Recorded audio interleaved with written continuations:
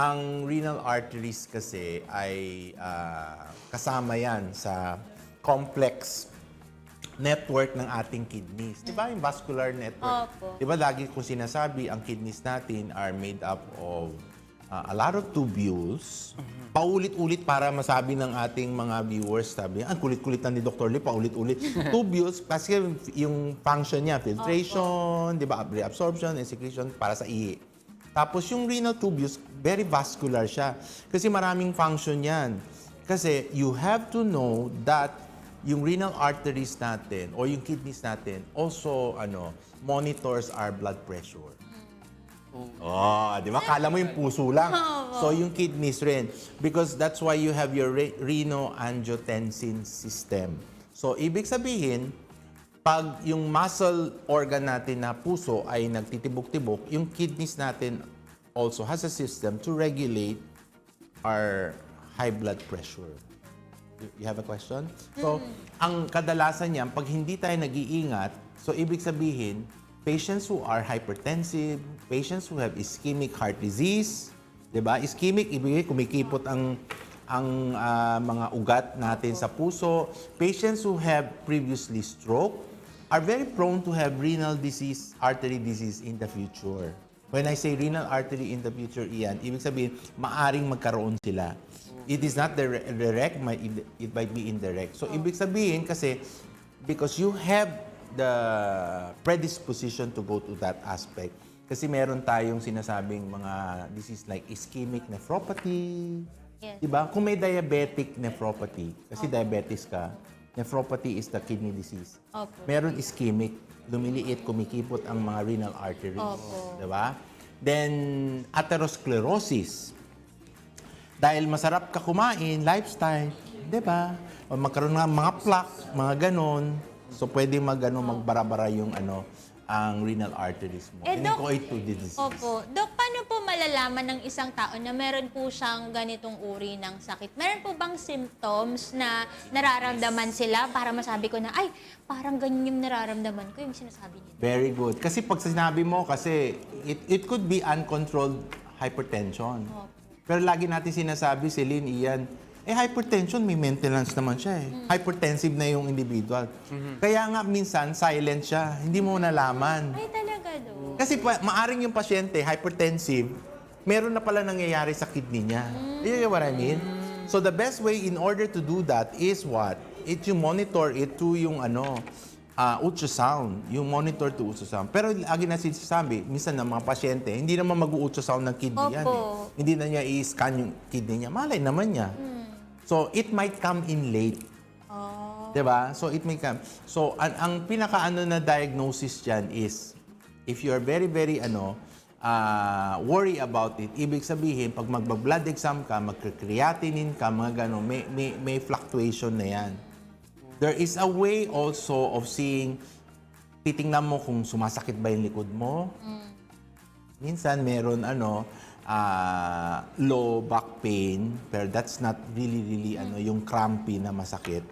But yung kung iisipin mo kung nagbabago ang pag-ihi, maaring hindi, maaring meron, oo. Umiihi ka ba ng dugo? Maaring hindi, maaring meron rin. So the symptoms are very Tricky, Doc, no? Tricky. Oo. Mahirap pala malaman, Dok. Yes. Papa-check up ka, Doc. Unless nang papa-check up, kaya nga pinag-uusapan ninyo. Opo. Kaya kinuha yung tingin. So, papa-check up ka, you do your Doppler, duplex to both kidneys. You do your arteriogram, yung checkin nyo yung mga arteries ng kidneys mo. Or, syempre, magpapatingin ka. Ibig sabihin po ba, Dok, advisable, halimbawa, yung isang tao ay hypertensive na may edad na 65 pataas, tapos hindi makontrol kahit meron na siyang maintenance, sign na ba yun na pwede na siyang magpa-check ng kanya? Ang galing mo, Celine, pasok. Pasok. Kasi nagme-maintenance ka eh. Hypertensive ka eh. Bakit hindi nakokontrol? Yun na pala yun. That is why I'm saying na even if your heart is maintained, when you say your heart, ibig sabihin may gamot ka for the hypertension, there is another organ that we have to look after because it has a regulation in your hypertension or yung BP natin. Ako, i-check niya mga kasambahay ah. Ayan, oo. Pero Doc, aside po sa mga na-mention nyo na pong mga causes, meron pa po ba tayong hindi pa nababanggit na causes of renal artery disease? Most of the time, yung atherosclerotic, ischemic nephropathy, yung aging, of course, your vessels can age metabolically. Ibig sabihin, pag meron kang complex metabolic disease, diabetic ka na, may CNS problem, di ba? Yung mga stroke, tapos mga Parkinson, umiinom ka ng gamot, tapos umiinom ka pa ng antihypertensive. Tatlo-tatlo na siya, Madami maaring na. maka-affect sa sa vascularity and yung flow ng iyong vessels. Oh, so ganun. Okay. May mga ano pa po ba, Doc? May mga conditions pa, aside po sa mga na-mention nyo na pwedeng at risk din sila for ito pong renal artery? Ang takot lang natin, Ian, is mag-embolization. When you say embolization, there is a thrombus that is formed, parang clot, di ba? There is a clot that at magkaroon pa ng ng problem, magkaroon ng emboli, ibig sabihin the clot will move around the renal arteries.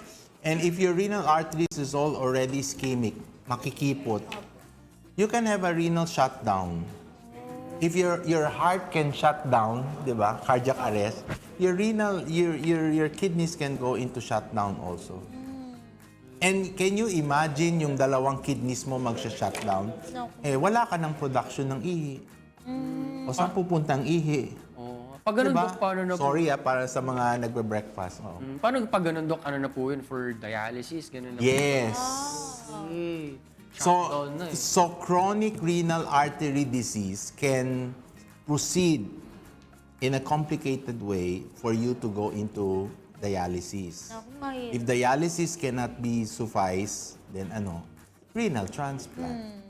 Pero Doc, ibig sabihin po ba, halimbawa, na-detect po siya ng maaga na meron na po akong renal artery disease, gagaling pa po ba siya? Pwede pa pong lumuwag ulit yung mga ugat? We will try to prevent further disruption or further renovascular yung destruction o masisira yung mga ibang vessels na hindi pa affected.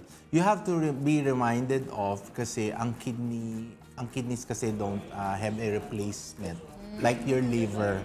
Oo, so nare-replace siya ng basta-basta. Ito kasi pag sira, may sira. Then you have scarring, 'di ba?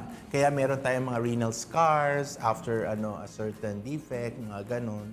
So, yung sinatanong mo kasi, Celine, is like, we will prevent the rest of the vessels to go into disruption. When you say disruption, yung devascularization, masisira, Opo. para hindi yung function niya ay tuloy-tuloy lang. Okay. Doc, sana naman po sa medication and prevention, ano po ba yung mga kailangan malaman na may mga ganito pong mga... Meron naman tayo, Ian, mga gamot depending on the situation and the overall profile of the patient.